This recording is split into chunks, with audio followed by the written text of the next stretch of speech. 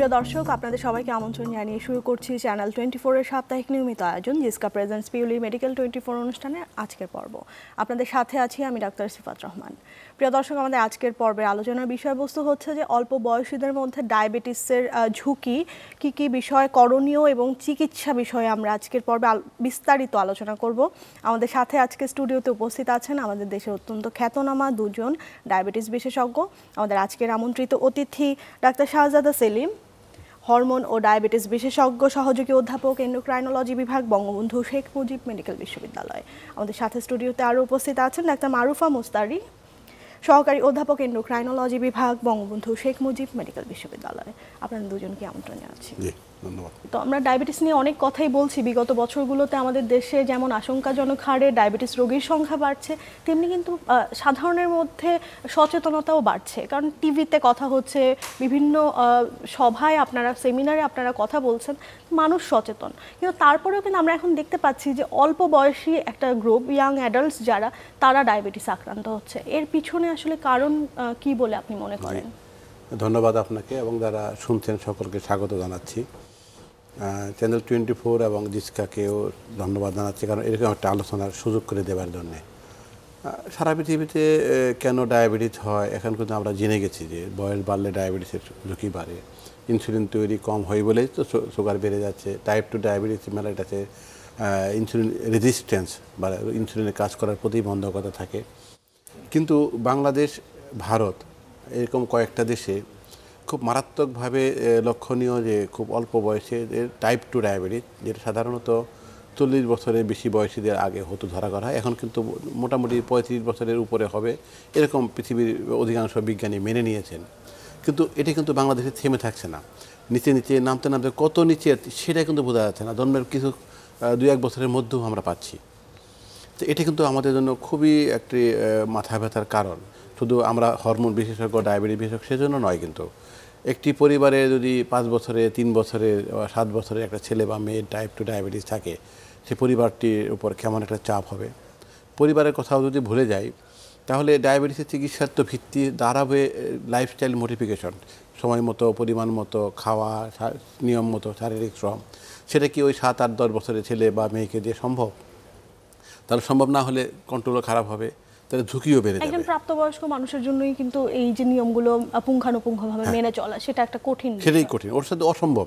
আরেকটা হলো যে কম বয়সীদের ডায়াবেটিস মানে বড়দের ডায়াবেটিসই একটু আগে ঘটেছে তা নয়, কিন্তু কম বয়সীদের ডায়াবেটিস মানে এটা আরও বহুগুণ ঝুঁকিপূর্ণ। এটা কিন্তু 1 গুণ 2 গুণ না, বহুগুণ ঝুঁকিপূর্ণ একটি কারণে হয়েছে। না হলে কিন্তু এই এত অল্প বয়সে টাইপ 2 ডায়াবেটিস হতো না। তাহলে এগুলোকে সবগুলো যদি আমরা বিবেচনায় আনি, তাহলে বাংলাদেশের জন্য একটি খুব গুরুত্বপূর্ণ আলোচনা হবে যে কম বয়সীদের ডায়াবেটিসের মোট সংখ্যা কত, কি কি ঝুঁকি আছে আর ঝুঁকি করণীয় কী, সেগুলো হয়তো আমরা ক্রমশ আলোচনা করতে থাকবো। এখন মোট সংখ্যাটাও কিন্তু আমাদের কাছে ওভাবে জানা নেই। টাইপ 1 ডায়াবেটিস হয়তো 10,000 বা 11,000 রোগী হতে পারে, যেটি সাধারণত কম বয়সে হয়, যদিও বেশি বয়সেও হতে পারে। কিন্তু ইন্ডিয়ার একটি গবেষণা যদি আমি রেফারেন্স দিই, সেখানে দেখা গেছে যে ইন্ডিয়াতে যত ডায়াবেটিসের রোগী আছে তার 2%-এর বয়স 16 বছরের কম। আমাদের ধারণা বাংলাদেশে হিসাবটা অনেকটা এরকমই হবে। আমরা যদিও এখন নেই, আমরা চেষ্টা করছি তথ্যটি সংগ্রহ করার জন্য।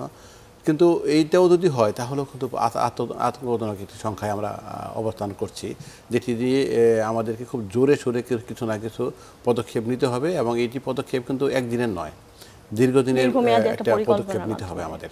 আচ্ছা স্যার, তো বললেনই, অনেক কিছুই বললেন। তো আসলে কারণগুলো কি কি, মানে কি কি ঝুঁকিপূর্ণ ফ্যাক্টর কাজ করে কম বয়সীদের ডায়াবেটিসের পিছনে? জি, একটা আসলে অনেক গুরুত্বপূর্ণ একটা বিষয় নিয়ে আমরা আলোচনা করছি। অনেক অনেক ধন্যবাদ আপনাকে এবং যারা আয়োজক আছেন তাদেরকে। এখানে আসলে র্যাপিড একটা ট্রানজিশন হচ্ছে, যে আর্থসামাজিক যে উন্নয়ন, সেটা একটা কারণ এর পিছনে। কিন্তু এই যে ডায়াবেটিসের যে প্রাদুর্ভাব আছে পৃথিবীব্যাপী, দেখা গেছে যে নিম্ন এবং মধ্যম আয়ের দেশে এই প্রাদুর্ভাব অনেক বেশি, এবং সেটি অল্প বয়সদের মধ্যে অনেক বেশি। আর সেটি কারণটা কি? কারণটা হচ্ছে একটা হচ্ছে আর্থসামাজিক যে অবস্থান উন্নতি, এটা একটা কারণ। আরেকটি কারণ হচ্ছে নিম্ন আয়ের বা মধ্যম আয়ের দেশগুলোতে যে ধারণাটা কম, যে তার লাইফস্টাইল সম্পর্কে তার ধারণাটা কম, যে কোনটা স্বাস্থ্যকর না। এখন মুটিয়ে যাওয়ার পরিমাণটা অনেক বেশি বেড়ে যাচ্ছে, কিন্তু এই জিনিসটার সম্পর্কে যে ধারণা এরকম যে আমার বাচ্চাটা হেলদি, কিন্তু এটা যে আসলে হেলদি না আনহেলদি, এই ধারণাটাই আসলে অনেকের বাবা মায়েরা মধ্যে তো নেই। মনে করেন যে বাচ্চা যত মোটা হবে বাচ্চা তত সুস্থ ভালো, আছে। হ্যাঁ, এটা যে আসলে তার একটা অনেকগুলো রোগের যে কারণ হয়ে দাঁড়াচ্ছে সেটা অনেক সময় বুঝতে পারেন না। আরেকটি ব্যাপার হচ্ছে শারীরিক পরিশ্রমের অভাব, যে এক্সারসাইজের অভাব, এক্সারসাইজ করছে না বাচ্চারাও এখন, আগে যে পরিমাণ খেলাধুলা করতো সেটা করছে না, অনেকটাই বসে থাকেন বা ডিভাইস নির্ভর খেলাধুলা করে, তো সেটা একটা বড় কারণ। আর আরেকটা হচ্ছে যে তার যে আরও যে মানসিক চাপ বা পারিপার্শ্বিক যে চাপ, পড়াশোনার অনেক চাপ সে নিচ্ছে, তাছাড়া এই যে অল্প বয়সে যে খেলাধুলা করছে না, যে অন্যান্য যে প্রেশারগুলো, এখন যে আগেকার দিনে যে পড়াশোনা করতো, পড়ার সময় পড়তো, খেলার সময় খেলতো, এই জিনিসটা এখন নাই। এখন দেখা যাচ্ছে সারাদিনই সে পড়ছে, স্কুলেও পড়ছে, আবার বিকালে টিউশন নিচ্ছে, সুতরাং একটা মানসিক চাপও এখানে কাজ করছে, এটাও একটা কারণ। এছাড়া এনভায়রনমেন্টাল কিছু কারণ বা পলিউশন বা পরিবেশ দূষণ, এটাও অনেকটা দায়ী এই ডায়াবেটিস হওয়ার পিছনে। যদি আমাদের সাবকন্টিনেন্টের কথা চিন্তা করি, যে এই যে এশিয়ান যে সাবকন্টিনেন্ট, এখানে আমাদের এথনিসিটিও কি একটা ঝুঁকির কারণ হতে পারে? জি, এটি খুব গুরুত্বপূর্ণ, কারণ আমরা কিন্তু ওটা চট করে চেঞ্জ করতে পারবো না। টাইপ 2 ডায়াবেটিসের এখন জেনেটিক কারণের মধ্যে অনেকগুলো জিন আইডেন্টিফাই করা গেছে, 60টার মতো, কিন্তু কোন জিন কতটুকু দায়ী এটা এখনও আমাদের আসলে বুঝতে একটু সময় লাগবে। আর আমাদের বাংলাদেশে কিন্তু জেনেটিক স্টাডি কেবল শুরু হচ্ছে, আমরা এখনও করছি, এখনও কিছু কাজ চলছে, আমাদের আরও একটু সময় লাগবে। কিন্তু এটা একটি বড় কারণ, সাউথ এশিয়ান মানুষ এটি ডায়াবেটিসের একটা ঝুঁকি বলে সারা পৃথিবী মেনে নিয়েছে।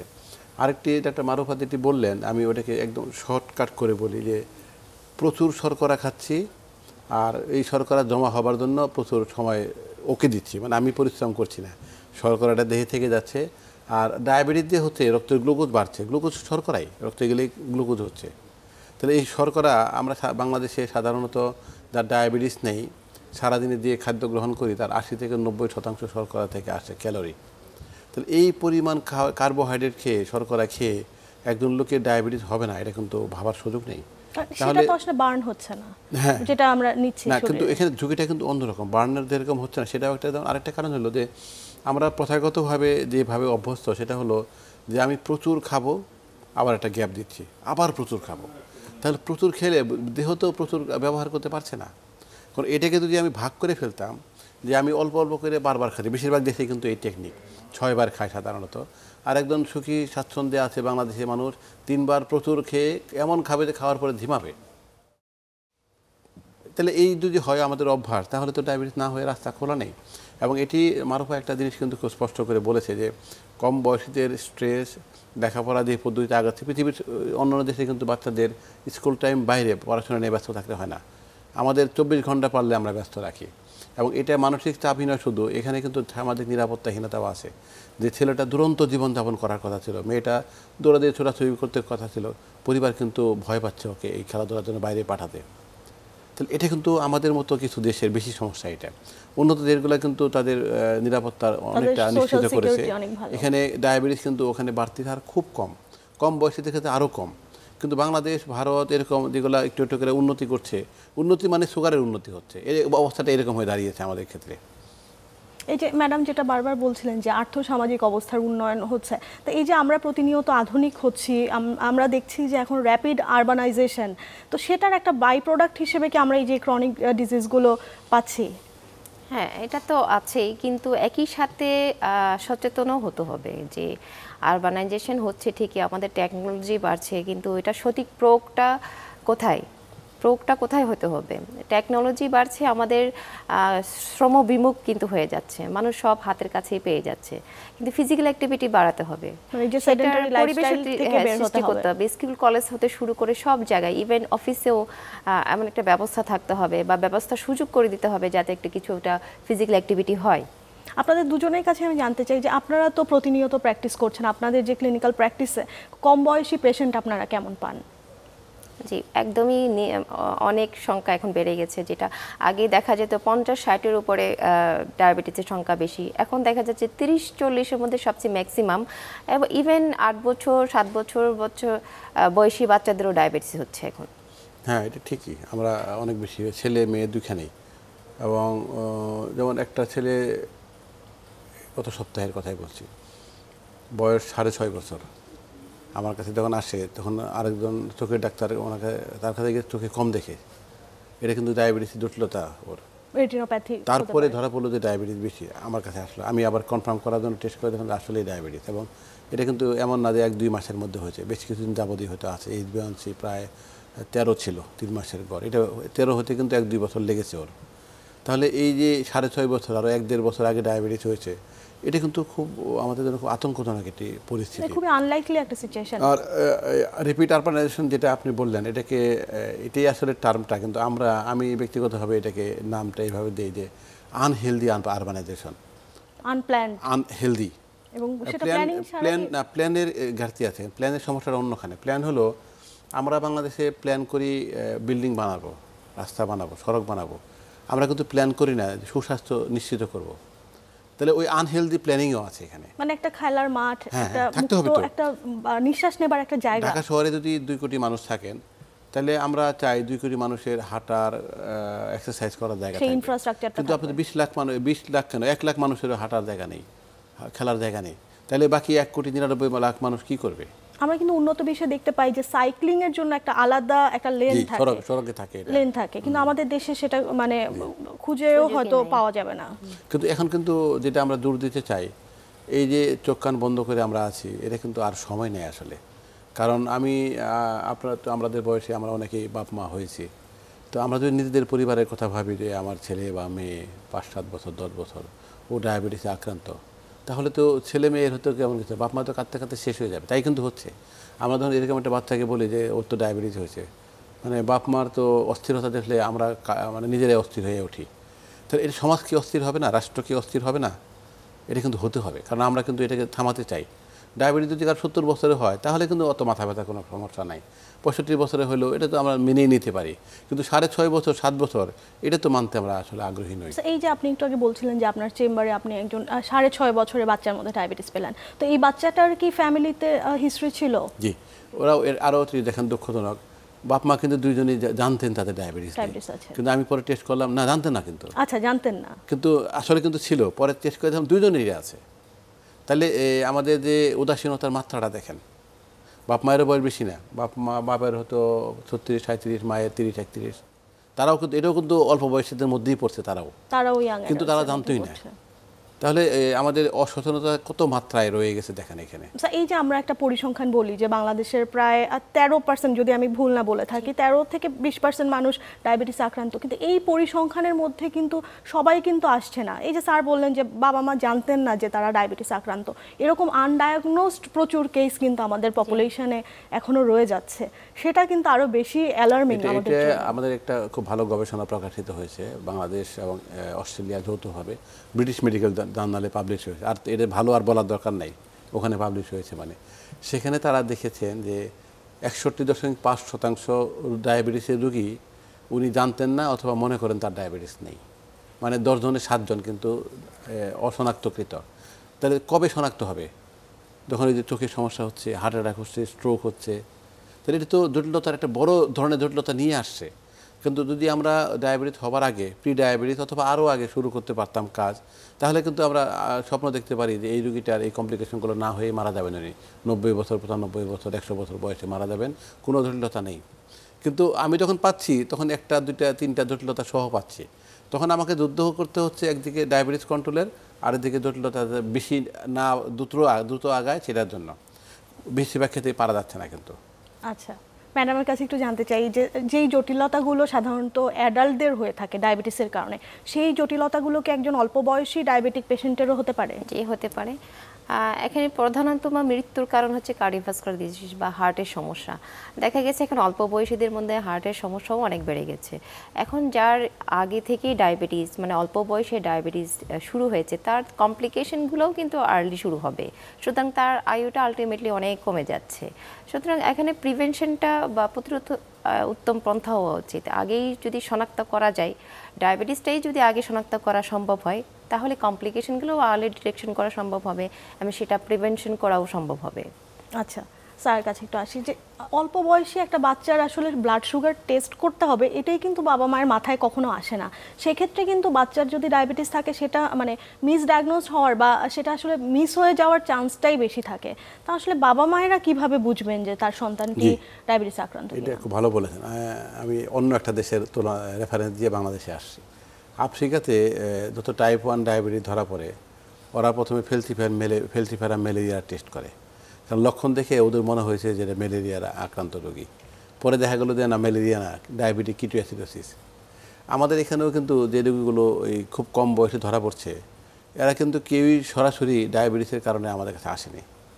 তাহলে যেমন আগের বাচ্চাটার কথা বললাম, চোখে কম দেখতে মনে হচ্ছে, স্কুলে গিয়ে টিচারও বলেছে, বাপ মাও তো খেয়াল করলো যে ওর দেখতে মনে হয় সমস্যা হয়।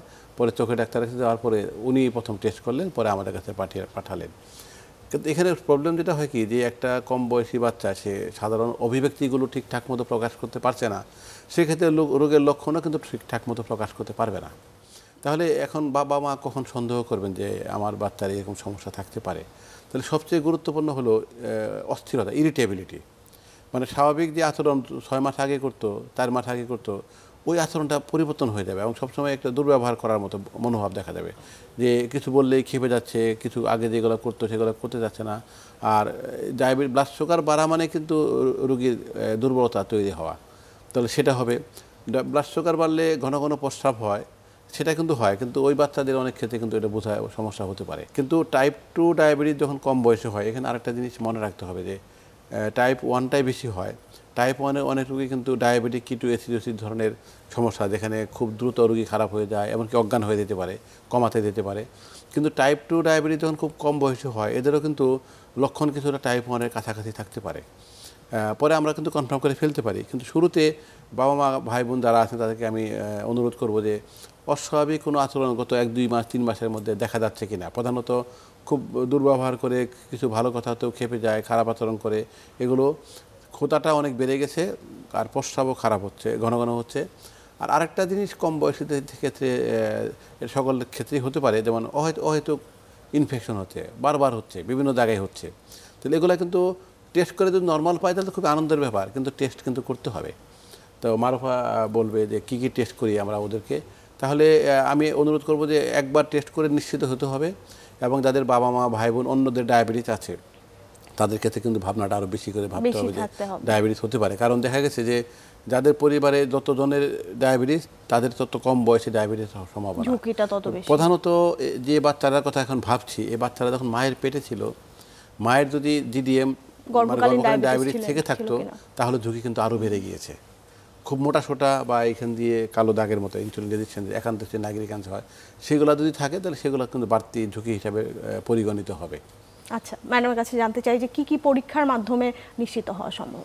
অবশ্যই একটা স্ট্যান্ডার্ড ওজিডিটি টেস্ট বা ব্লাড সুগার খাওয়ায় যে টেস্টটা করা হয়, খালি পেটে একবার রক্ত নেবে, আবার 75 গ্রাম গ্লুকোজ খেয়ে বা তার ওজন, যদি বাচ্চা ছোট হয়ে থাকে তার ওয়েট অনুযায়ী যে সুগারের পরিমাপটা আসে, সেটা খাওয়ানোর 2 ঘন্টা পরে যে টেস্ট আছে ওটা করতে হবে। ওটা করে দেখতে হবে, এটা কনফার্মেটরি টেস্ট, যদি ডায়াবেটিসের লেভেলে আসে তাহলে এটা ডায়াবেটিস। আরও একটা টেস্ট আছে হিমোগ্লোবিন A1C বা HbA1c, যে 3 মাসের গড়, সেটাও যদি 6.5 বা তার বেশি হয় তাহলেও ডায়াবেটিস। তো স্ট্যান্ডার্ড টেস্ট করে আসলে আমরা 3 ধরনের রিপোর্ট আমরা এখানে পাই। একটা হচ্ছে ডায়াবেটিস তার হয়েছে, আরেকটি হচ্ছে ডায়াবেটিস নাই, আরেকটা হচ্ছে এই দুইটার মাঝামাঝি বা প্রি ডায়াবেটিস। 3টা জিনিস আমরা পাই। অনেকে ডায়াবেটিস শনাক্ত করার জন্য যে গ্লুকোমিটারে টেস্ট করে থাকে, র্যান্ডম ব্লাড সুগার, এটা আসলে কোনো স্ট্যান্ডার্ড টেস্ট না। এটা করে কখনোই ডায়াবেটিস শনাক্ত করা সম্ভব না। একটা স্ট্যান্ডার্ড টেস্টই করতে হবে। এবং আরেকটি যেটা উনি বলেছেন আমার পূর্ববর্তী বক্তা, যে কাদের টেস্ট, কারা টেস্ট করবেন, অনেকে সন্দেহ করছেন না। হ্যাঁ, যাদের ওয়েট বেশি, তো ওয়েট বেশি যাদের, যেসব বাচ্চা তাদের গার্জিয়ানরা আসে তার হরমোনের সমস্যা আছে কিনা দেখার জন্য, কিন্তু তারা কখনোই সন্দেহ করেন না যে তার ডায়াবেটিসও হতে পারে। আমরা কিন্তু তখন ডায়াবেটিসের টেস্টটাও দিয়ে দিই। মানে চাইল্ডহুড ওবেসিটি কিন্তু এখন মানে একটা মহামারীর মতো, আরেকটা নতুন একটা সমস্যা। একটা বাচ্চা হেলদি ছিল, তার ওজন দ্রুত কমে যাচ্ছে, যখন ডায়াবেটিসটা আনকন্ট্রোল হয়ে যায় তখন কিন্তু ওজনটাও কমে যায়, সেটাও একটা লক্ষণ। অনেকে হয়তো বুঝতে পারে না, কিন্তু ওয়েট কমে যাচ্ছে। ওয়েট কমে যাওয়া একটা লক্ষণ ডায়াবেটিস হওয়ার। আরেকটা, আর বাকিগুলো তো স্যার বলেছেনই। সুতরাং একটা ফ্যামিলিতে যদি তার ডায়াবেটিস থাকে, বাবা মা ভাই বোন, তার ওই বাচ্চার তাহলে রিস্কটা অনেক বেশি। তার তো শনাক্ত করার জন্য ওকে টেস্ট করতেই হবে, আর ওয়েট বেশি থাকলে করতে হবে। সাথে যদি তার হরমোনাল কোনো ইস্যু থাকে, বিশেষ করে মেয়েদের যদি পিসিওএস বা পলিসিস্টিক ওভারি সিনড্রোম থাকে, সেই কোনো ডায়াবেটিসের ঝুঁকিতে থাকেন, সুতরাং তাদেরও টেস্ট করা দরকার। এবং আমরা তো সবসময় চাই যে আর্লি ডায়াগনোসিস করে আর্লি ট্রিটমেন্টটা শুরু করতে। আমরা একটি ছোট্ট বিরতিতে যাব, বিরতি পর ফিরে আসছি। প্রিয় দর্শক, জিসকা প্রেজেন্স পিউলি মেডিকেল 24 অনুষ্ঠানের পর্যায়ে একটি ছোট্ট বিরতিতে যাচ্ছি। বিরতি শেষে আলোচনার পরবর্তী অংশ নিয়ে ফিরে আসছি, আমাদের সাথেই থাকুন।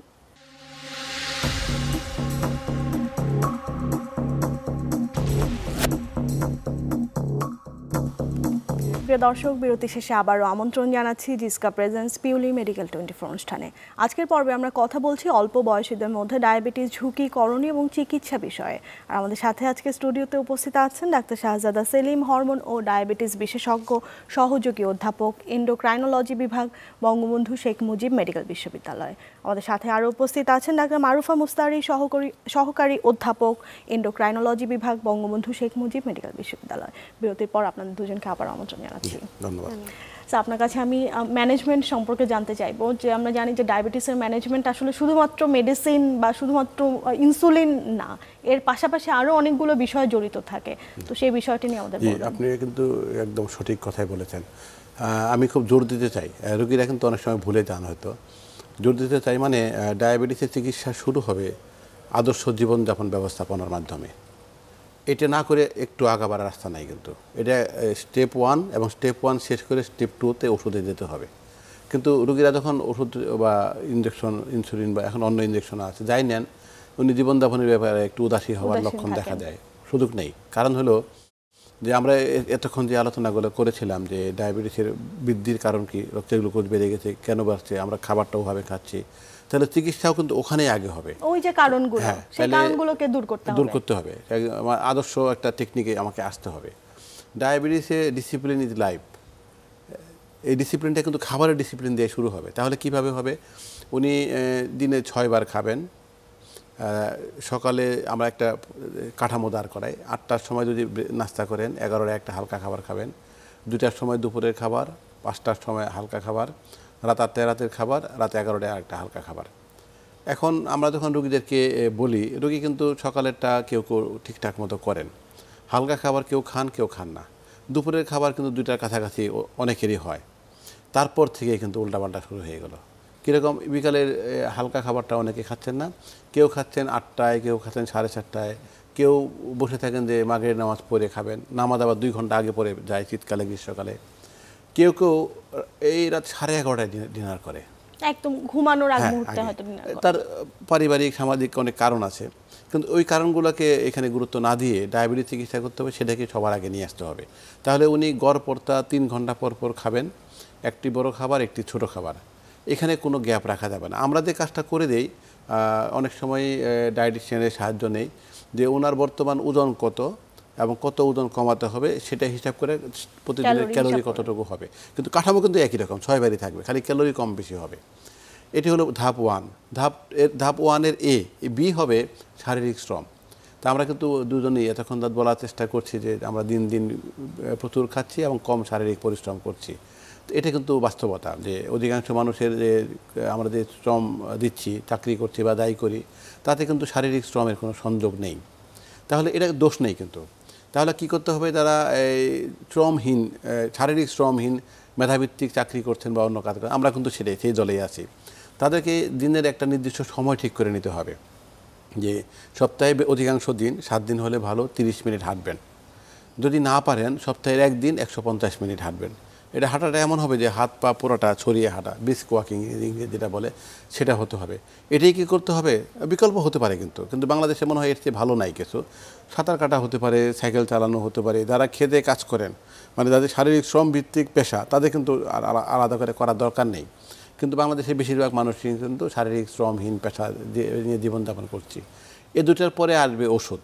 ওষুধটা কিন্তু ওই ডায়াবেটিসের বিশেষজ্ঞ ঠিক করে দিবেন যে ওনার এখন মুখে খাবার ওষুধ দিয়ে চলবে, একটি মুখে খাবার ওষুধ না 2টা লাগবে না 3টা লাগবে, ইনসুলিন লাগবে, অন্য ইঞ্জেকশনও কিন্তু আছে, যেহেতু বেশিরভাগ ডায়াবেটিসের রোগীর ওজন বেশি, তাহলে আমরা আগে GLP-1 জাতীয় ওষুধ দিতাম, এখন কিন্তু এর GLP-1 GIP কম্বিনেশন সেটা আরও ভালো। তাহলে এগুলোর কিন্তু আমরা যখন ডায়াবেটিস চিকিৎসা করি আমাদের মাথায় রাখতে হয় শুধু রক্তের গ্লুকোজ কমিয়ে লাভ নেই। এতক্ষণ যাবৎ এটা কিন্তু পরিষ্কার হয়েছে যে ডায়াবেটিসের রোগীর মৃত্যুর প্রধান কারণ হলো হৃদরোগজনিত সমস্যা, তো সেগুলোকেও হার্ট যেন ভালো থাকে সেটাও একটা কোলেস্টেরল একটা বড় কনসার্ন, উচ্চ রক্তচাপ, তার সাথে বাকি কিডনি, চোখ, এগুলোকে রক্ষা করতে হবে। তাহলে এতগুলোকে হিসাব করে আমাকে চিকিৎসা করতে হবে, কিন্তু শুরু কিন্তু ওই জীবনযাপন ব্যবস্থাপনা দিয়ে শুরু হবে এবং শেষ দিন পর্যন্ত কিন্তু এটাই করে দিতে হবে আমাকে। আচ্ছা, ইনসুলিন ম্যাডামের কাছে আসি, যে ইনসুলিন ব্যবহার করতে দেখা যায় যে বড়দের মধ্যেই কিছুটা অনীহা থাকে, কিছুটা দ্বিধা থাকে, তো যখন আপনাদের কাছে একটা বাচ্চা রোগী আসছে যে তার জন্য কি আপনারা ইনসুলিন পরামর্শ করে থাকেন? হ্যাঁ, অবশ্যই করে থাকি। আসলে বাচ্চার বয়স অনুযায়ী এখানে বয়স একটা ইস্যু, কিছু কিছু ওষুধ কিন্তু একটা বয়সের আগে দেওয়া যায় না, সেক্ষেত্রে কিন্তু ইনসুলিনে একমাত্র ভরসা। আর যেহেতু বাচ্চা, তার জন্য কিন্তু সেফেস্ট হচ্ছে ইনসুলিন। আর কোনো কোনো ক্ষেত্রে আবার এটাও একটু কনফিউশন থাকে, এটা কি টাইপ 1 ডায়াবেটিস বা টাইপ 2 ডায়াবেটিস। কনফার্মেশনের আগেই কিন্তু আমরা আসলে ইনসুলিনটা দিয়েই শুরু করি, কনফার্ম হওয়ার পরে তখন হয়তো ওষুধ দেওয়া সম্ভব হয়। কিন্তু আসলে সার্বিক যে ওষুধ পাবে না ইনসুলিন পাবে, এটা ডিপেন্ড করতেছে তার ডায়াবেটিসটা কী ধরনের, তার কতটুকু আনকন্ট্রোল, তার সামগ্রিক আরও কিছু কমপ্লিকেশন আছে কি নাই, এই সব কিছু বিবেচনা করেই কিন্তু ট্রিটমেন্টটা দেওয়া হয়। আমরা যদি বলি যে ইনসুলিন কিন্তু গত 100 বছর ধরে ব্যবহৃত, মানে প্রমাণিত সবচেয়ে সেফ একটা পদ্ধতি, এবং সেটা আসলে নিশ্চয়ই পেশেন্টদেরকে আপনারা সেভাবে কাউন্সেলিং করে পেশেন্টকে রিঅ্যাসিওর করে তারপরে আপনারা প্রেসক্রাইব করেন। আপনি যদি ওইটা মাথায় রেখে বলে থাকেন যে এত ছোট্ট একটি ছেলে বা মেয়ে সে কি আসলে ইনসুলিন নিবে, সূচের গুতাটা হ্যাঁ, আমি এটাকে দর্শকদেরকে খুব আশ্বস্ত করার জন্য বলছি, সারা পৃথিবীতেই এটার বিকল্প একটা আছে। ইনসুলিনই দেওয়া হচ্ছে কিন্তু ইনসুলিন ইঞ্জেকশন দেওয়া হচ্ছে না, এটা ইনসুলিন পাম্প। এটা কিন্তু টাইপ 1-এর জন্য সবচেয়ে ভালো, টাইপ 2তেও খুব কম বয়সী হলে তাদের জন্য ভালো। বাংলাদেশে কিন্তু আমরা কিছু রোগীকে দিচ্ছি, একটা মোবাইলের মতো যন্ত্র থাকে, সেটি প্যান্টের বেল্টের সাথে লাগা রাখা যায়, পকেটে লাগায় রাখা যায়, যে কোনোভাবে ঝুলিয়ে রাখা যায়, আর একটা তারের মতো থাকে, সেটা চামড়া এখানে থাকে, একটু ঢুকিয়ে দেওয়া হয় এবং ওই ডিভাইসটা ওখানে বোতাম টিপেই কিন্তু ইনসুলিনের ডোজ ঠিক করে দেওয়া যায়। তাহলে ও কিন্তু অনেকটা ডায়াবেটিস নেই এমন জীবনযাপন করতে পারবে। তাহলে এটা আমরা অনেক ব্যবহার করছি না কেন? কারণ হলো এটা একটু দামি, কিছুটা ব্যয় সাপেক্ষ, কিন্তু দাম হলেও যদি 10 বছর বয়সী একটি ছেলেকে দিতে পারি, আমরা আশা করতে পারি যে ও আমৃত্যু এটা ব্যবহার করবে। তাহলে একটা মেশিন দাম হলেও যদি 70 বছর ব্যবহার করে, তাহলে সেটা তো দাম নাই বললেই চলে। তারপরে খালি ইনসুলিনটা ঢোকাতে হবে ভিতরে। তাহলে এটা কিন্তু একটা দারুণ অপশন, এবং আমরা তো বাচ্চাদের প্রতি সবাই সমব্যথী, সহমর্মী, ওদের কষ্টটাকেও কিন্তু আমরা মাথায় রেখেই আমরা বিবেচনা করতে চাই। তাহলে সেই ক্ষেত্রে শুধু তাই নয়, ইনসুলিন দেওয়ার ব্যথার চেয়ে গ্লুকোমিটারে যে রক্তের গ্লুকোজ মাপতে বলি আমরা তো নির্দিষ্ট একটা নিয়মে মাপতে বলি, সেটার ব্যথা কিন্তু আরও বেশি। ওটারও কিন্তু বিকল্প আছে, ওই মেশিনে পাম্পে কিন্তু একটা CGM থাকে, কন্টিনিউয়াস গ্লুকোজ মনিটরিং সেন্সর থাকে, যেটা 5 মিনিট বা 15 মিনিট পর পর গ্লুকোজ পাঠাতে পারে, মোবাইলে অ্যাপস থাকলে মোবাইলে পাঠায়।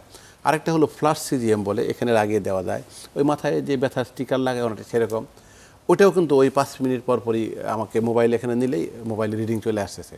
তো এগুলো কিন্তু যাদের সামর্থ্যের সাথে এটা ম্যাচ করে তাদের জন্য একটা দারুণ অপশন, মানে তার যে সোশিও ইকোনমিক কন্ডিশন সেটা বুঝে তার জন্য আপনারা, হ্যাঁ, যারা পারবে তাদের জন্য দারুণ একটা বিকল্প ব্যবস্থা এটা। মানে ডায়াবেটিসের ম্যানেজমেন্টে এখন অনেক ধরনের আধুনিক মানে টেকনোলজি অনেক সাপোর্ট দিচ্ছে আসছে, এবং বাংলাদেশে এগুলো নিশ্চয়ই আপনারা সফলভাবে প্র্যাকটিস করছেন।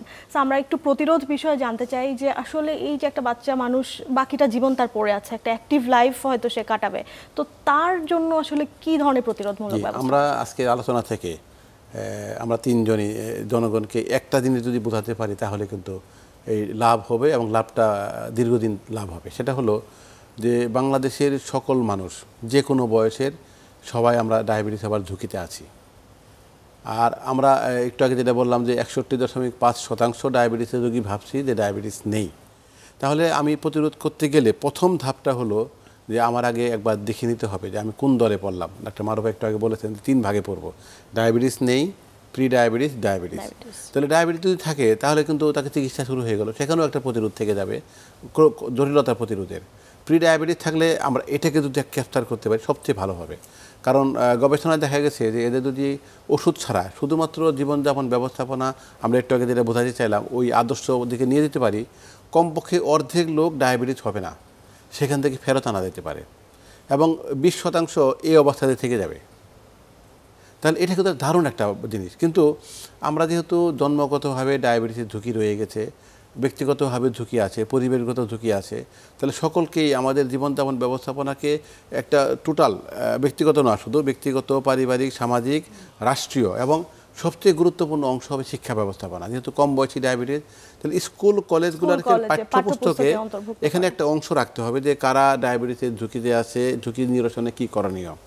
তাহলে ঝুঁকিগুলো বাবা মার কতটুকু থাকলে, মা বোনের, ভাই বোনের কতটুকু থাকলে, আমি কোন জায়গায় বসবাস করি, কতটুকু পরিশ্রম করি, হরমোন রোগ আছে কিনা, এবং এগুলো পরীক্ষাতে কিন্তু লিখিতভাবে পাশ করতে হবে, না পারলে ফেল করবে, বাধ্যতামূলক।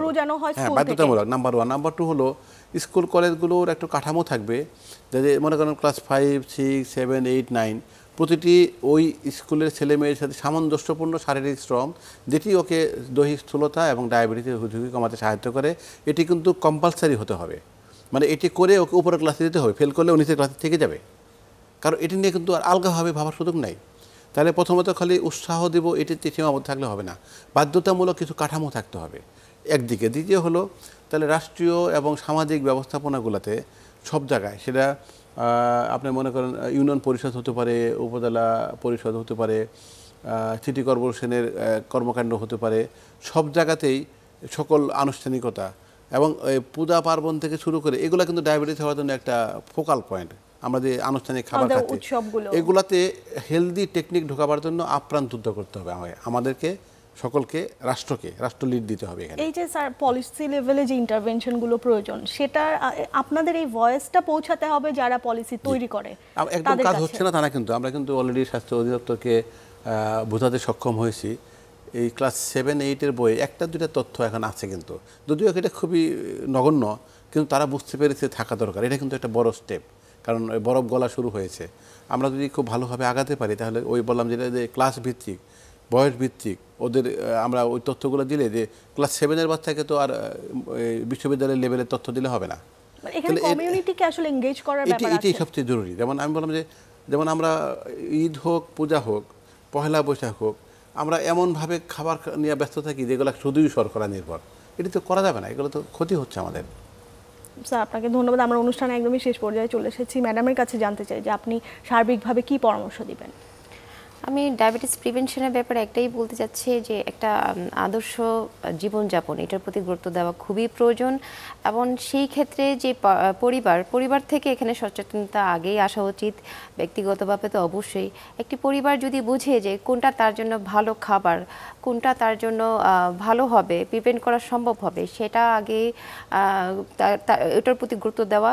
একই সাথে যে সামাজিকভাবে এগিয়ে আসা, যে সমাজের বিভিন্ন সংগঠনগুলো আছে তাদেরকেও কিন্তু এই যে হেলদি লাইফস্টাইলের প্রতি যে ক্যাম্পেইনগুলো আছে সেগুলো করতে হবে, জনসাধারণকে সচেতন করতে হবে। এবং জাতীয় পর্যায়ে আমার আগের বক্তা বললেনই যে পলিসিতে, এখানে পলিসি মেকিং যারা আছেন তাদেরকে এখানে এগিয়ে আসতে হবে। আপনাদের দুজনকে অসংখ্য ধন্যবাদ। আশা করছি যে সামনের দিনগুলোতে আমরা ডায়াবেটিস মুক্ত বাংলাদেশ করতে পারবো। ধন্যবাদ। প্রিয় দর্শক, আমাদের আজকের পর্বে আলোচনা ছিল এই পর্যন্তই। আশা করছি আপনারা উপকৃত হয়েছেন। আপনাদের সাথে দেখা হবে সামনের পর্বে নতুন কোনো বিষয় নিয়ে। সবাই ভালো থাকবেন, সুস্থ থাকবেন।